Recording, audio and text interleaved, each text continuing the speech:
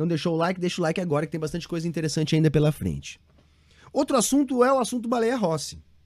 Baleia Rossi, que está tentando se pintar como um candidato de oposição ao bolsonarismo, como o candidato do Maia, do tal bloco do Centrão e da tal Frente Ampla, que, como eu disse, para mim é uma Frente Ampla de direita.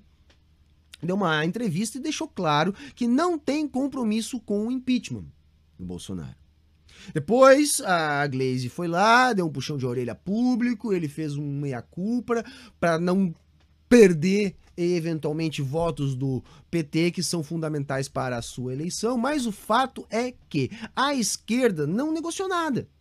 Entrou, como eu disse já várias vezes aqui, vendida na negociação, não foi capaz nem de blefar com uma candidatura e não teve força para extrair nada nessa negociação porque ficou apenas como coadjuvante em termos de grupos necessários à eleição do Baleia Rossi, que é, na verdade, a reeleição do Maia.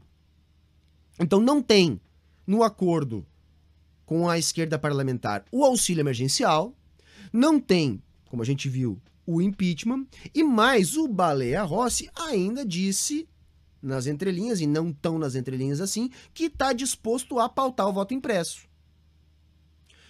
Isso só confirma algo que eu também já disse aqui. Se nós olharmos as votações, Baleia Rossi votou mais com o grupo bolsonarista que o Arthur Lira, por exemplo. Pauta do voto impresso é pauta bolsonarista na veia. Então, gente, o que fica mais uma vez evidente? Maia, ele faz, na verdade, e Baleia Rossi é Maia, uma falsa oposição. Porque o verdadeiro compromisso do Maia, que faz ele ter força política, é, primeiro, ele faz esse discurso de organizador das forças políticas dentro do Congresso. Então, como é que faz isso? Ele faz o acordo de bastidor, o acordo político, cumpre a parte dele, preferencialmente com aqueles grupos que o sustentam. Quando eu disse que a esquerda não teve força para exigir nada, é porque ela ficou entre os grupos que o Maia precisou para garantir a base que vai eleger provavelmente o Baleia Rossi. A esquerda parlamentar ficou de coadjuvante nisso, sem poder de barganha. Quem realmente teve poder de barganha foi os deputados que defendem a agenda Guedes, que é a agenda da austeridade fiscal. Essa é a agenda que Rodrigo Maia está verdadeiramente comprometido.